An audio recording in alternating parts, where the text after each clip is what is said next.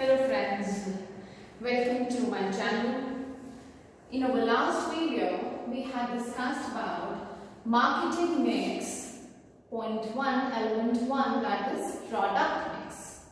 That is, in our last video, I had introduced you what is marketing mix, and in my previous video, I had introduced you the first element of this marketing mix, which is product mix, in which we had covered branding, packaging and labeling, and I am hoping that you must have understood that super clearly, right? So we'll be pushing off to the next mix, which you can see on the board.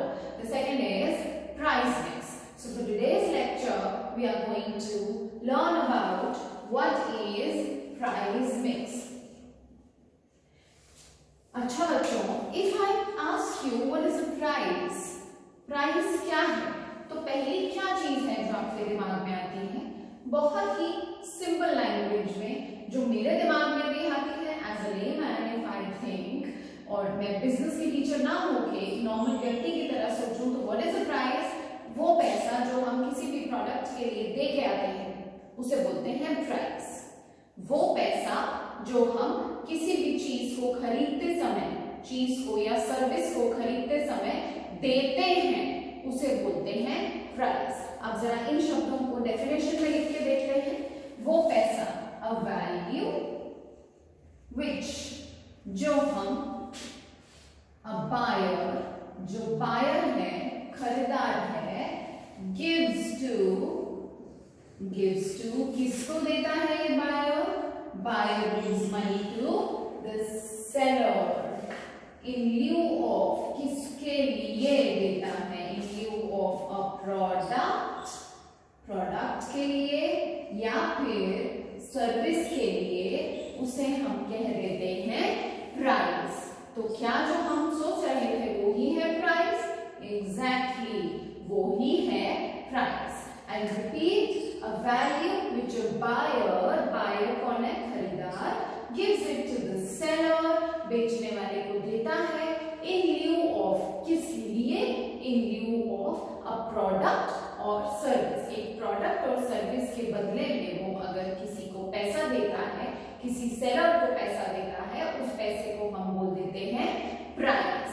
पहली ये बात आपको बहुत carefully याद रखनी है और याद हो भी गई होगी, it is very simple. Second, it is the most crucial decision, बहुत ही नाजुक डिसीजन है, बहुत ही इंपॉर्टेंट डिसीजन है, जो कि एक मैन्युफैक्चरर डिसाइड करता है कि मेरे प्रोडक्ट का प्राइस क्या होना चाहिए।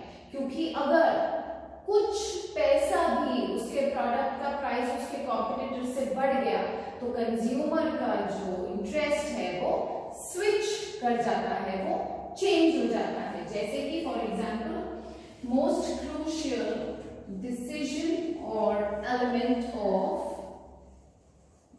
price mix, right? For example, I sell Pepsi at rupees 8.50, right? But Coke is available in market for 8 rupees. दोनों का टेस्ट कंज्यूमर को एक सा लगता है, कहाँ जाएगा? फॉर श्योर उसके 50 पैसे जहां बच रहे हैं वहां जाएगा। भले ही आपने क्वालिटी में थोड़ा सा एनहांसमेंट किया सही, उसमें मीठा ज्यादा डाला सही, उसकी पैकेजिंग चेंज करी सही, लेकिन अगर वो 50 पैसे में उसका सैटिस्फैक्शन लेवल सेम है फॉर बोथ द प्रोडक्ट्स, तो वो 50 पैसा फालतू नहीं देगा। तो इसीलिए इस डिसीजन को बहुत ही क्रूशियल नाम दिया गया है। ये एग्जांपल आपको समझ आ गया होगा। थर्ड पॉइंट जो हमें याद रखना है, that is what is basically the definition of price mix. It refers to an important decision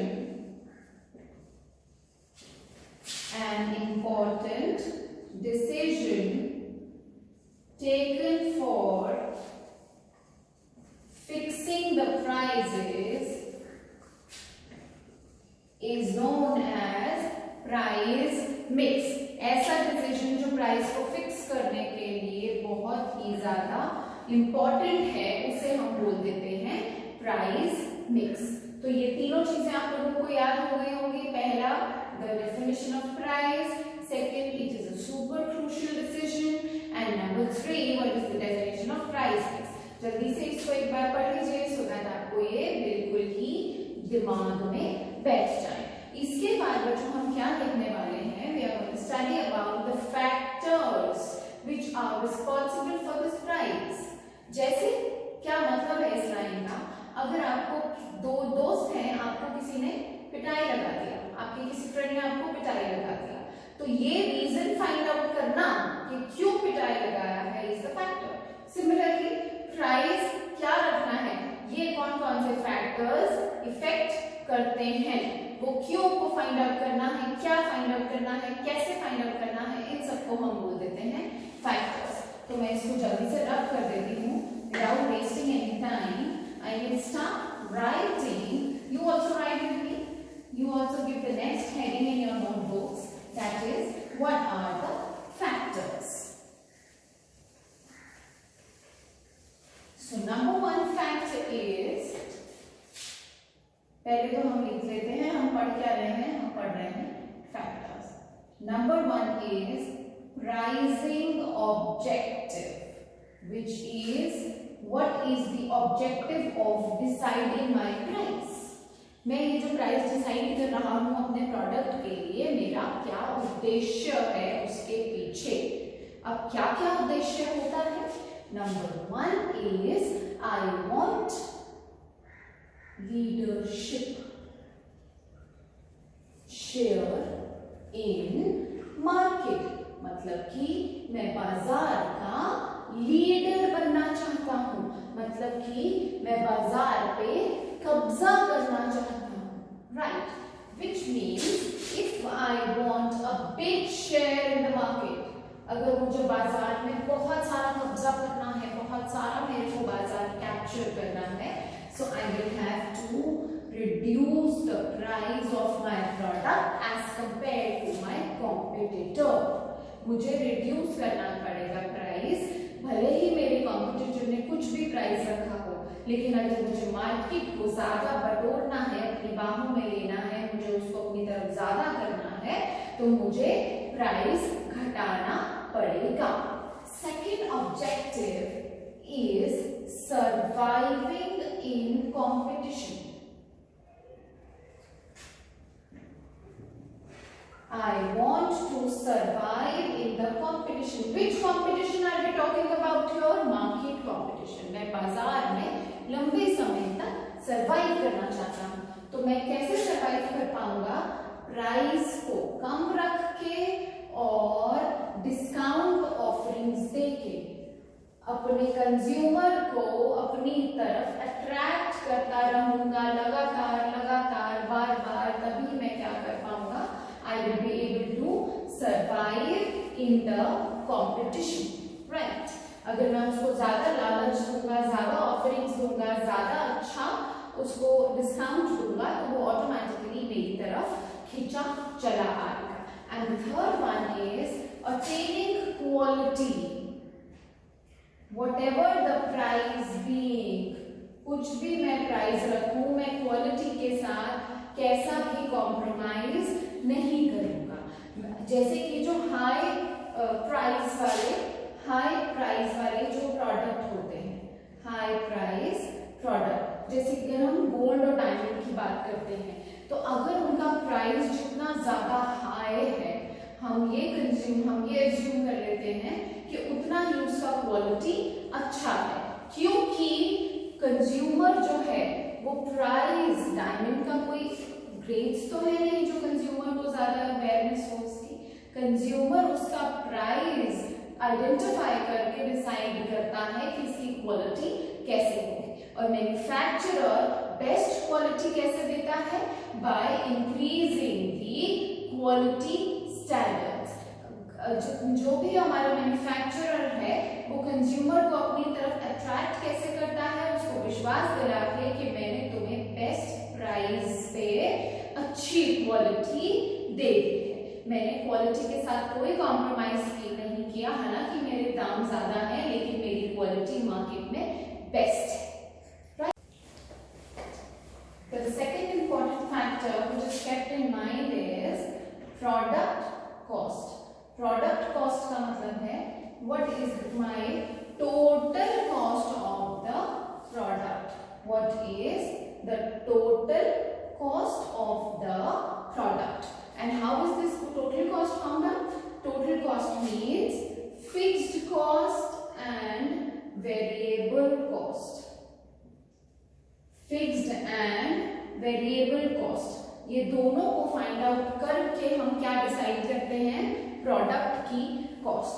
अब इस नाम से आपको क्या समझ में आता है? Fixed cost. फिक्स का मतलब कोई चीज फिक्स कर दिया गया है, कोई चीज फिक्स है. तो what is the fixed cost? ऐसी cost which is non changeable. ऐसी कॉस्ट जो फिक्स है. जो कॉस्ट फिक्स है उसे बोल देते हैं फिक्स्ड कॉस्ट, और जो कॉस्ट हम चेंज कर सकते हैं उसको हम बोल देते हैं वेरिएबल कॉस्ट. अब ये फिक्स्ड कॉस्ट ऐसी आपकी कौन सा दिमाग में ऐसी कौन सी चीज आ रही है कि फिक्स्ड कॉस्ट है? जैसे कि रेंट ऑफ अ फैक्ट्री हर महीने चेंज नहीं होगा. It is going to be fixed for a particular time period. So that is my fixed cost. And what is my variable cost? Change of raw material it can change. ऐसा भी हो सकता है कि मैं ज्यादा बल्क में ले रहा हूँ इसलिए चेंज हो गया. ऐसा भी हो सकता है मैंने ज्यादा बल्क में नहीं लिया इसलिए मुझे ज्यादा महंगा पड़ा है. तो variable cost is kind of cost material which can change. But fixed cost हम समझ सकते हैं cost of rent of a factory which can not change, rent of machinery which can not change. तो जो भी हमारा फिक्स्ड और variable cost का सम अप निकलता है वो हमारा बन जाता है प्रोडक्ट कॉस्ट, राइट? मार्केट में सरवाइव करने के लिए अगर बहुत कंपटीशन है और आपके मैन्युफैक्चरर को मार्केट में सरवाइव करना है तो वो क्या कर सकता है? वंस एंड फॉर ऑल वो फिक्स्ड कॉस्ट को तो इग्नोर कर सकता है. Only to survive in the market, only to अपना कंपटीशन ज्यादा देखते हुए वो एक बारी को अपनी वेरिएबल कॉस्ट को नहीं, कभी भी नहीं छोड़ सकता. He cannot leave his variable cost. Cannot leave the variable cost. वो एक बारी को अपनी फिक्स कॉस्ट को तो इग्नोर कर सकता है for some period of time, but वो अपनी वेरिएबल कॉस्ट को इग्नोर नहीं कर सकता क्योंकि वही कॉस्ट है जो उसका पर्टिकुलर प्रोडक्ट बनाने में यूज हुई है, जो कॉस्ट जो उसका प्रोडक्ट बनाने में खर्च हुई है. तो इसीलिए कंपटीशन में अगर बहुत तगड़ा कंपटीशन है और कंज्यूमर का ध्यान शिफ्ट हो रहा है, कंज्यूमर का इंटरेस्ट लग रहा है कि शिफ्ट हो जाएगा, तो वो 1% अपना फिक्स्ड कॉस्ट को इग्नोर कर सकता है या कम कर सकता है, मिनिमाइज कर सकता है for a shorter period of time, लेकिन वो अपना वेरिएबल कॉस्ट कभी भी कॉम्प्रोमाइज नहीं करेगा. So now we have started two objective, two factors. Number 1 is pricing objective and number 2 is product cost. अब हम तीसरे ऑब्जेक्टिव पे चलते हैं. ये रब करना पड़ेगा because it's all becoming very messy.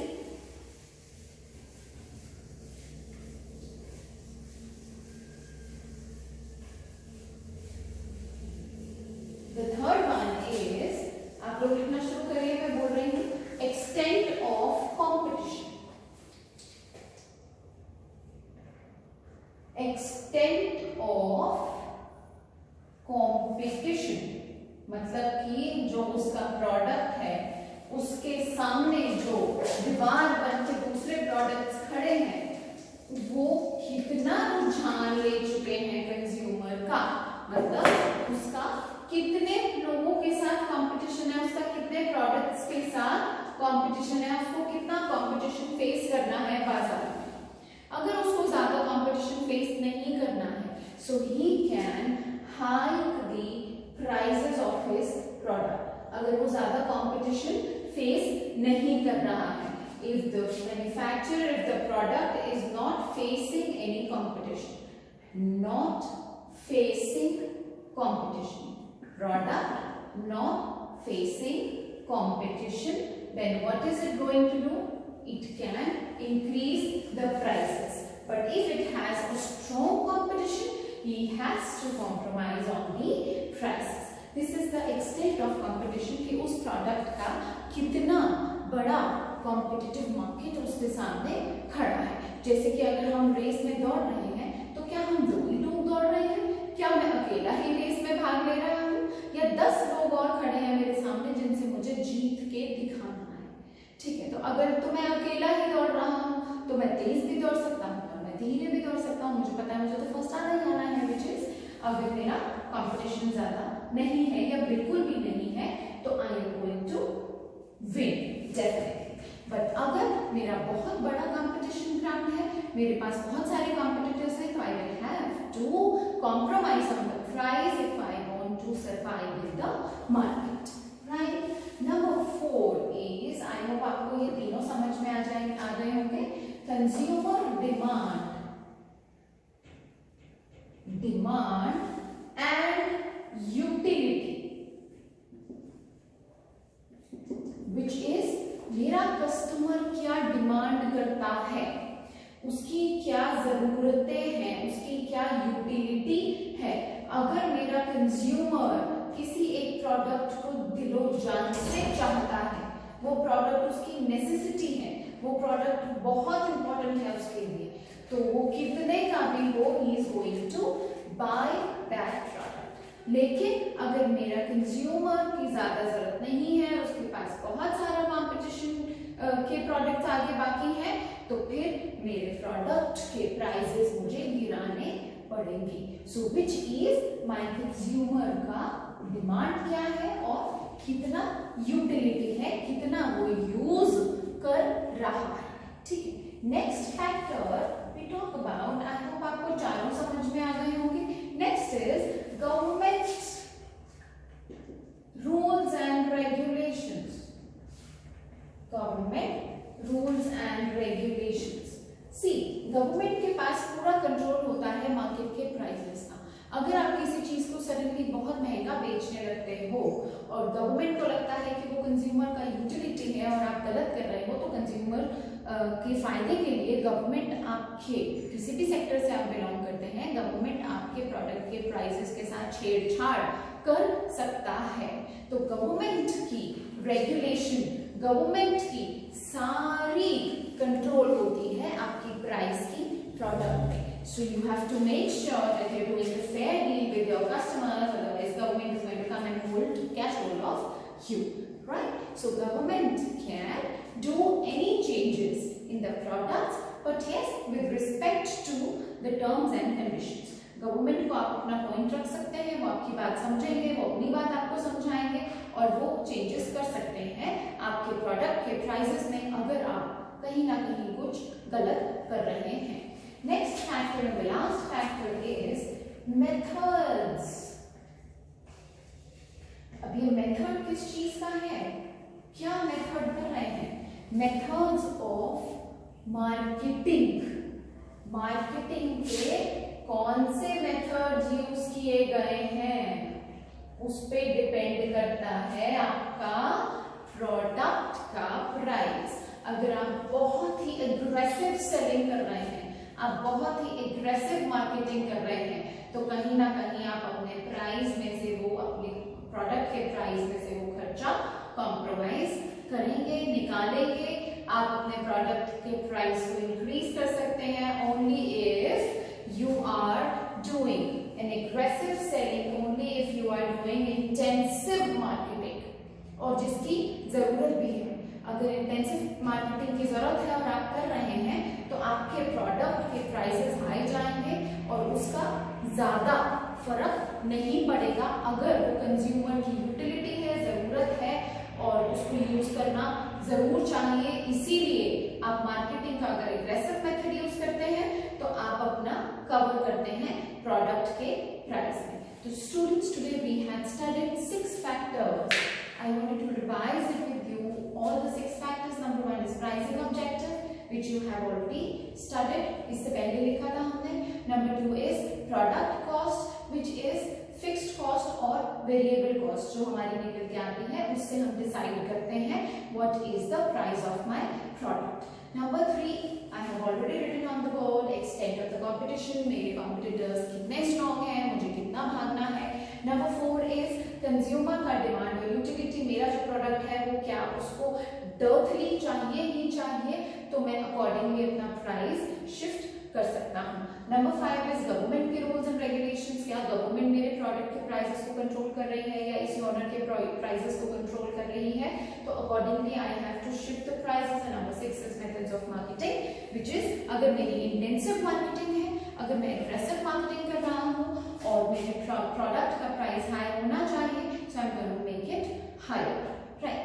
So now today's lecture was all about the price mix, and मैं बिल्कुल पूरी उम्मीद करती हूँ कि आप लोगों को समझ आ गया होगा, और नहीं आया हो तो please please please do right in the comment box and do like my video if you are actually view it again and again, and do like my video if you are actually into the learning process of business studies। मैं आपको sure करती हूँ कि आपको सारी चीजें बहुत ही easily मक्खन की तरह समझ में आ जाएंगी और आ रही होंगी भी। I'm hoping so।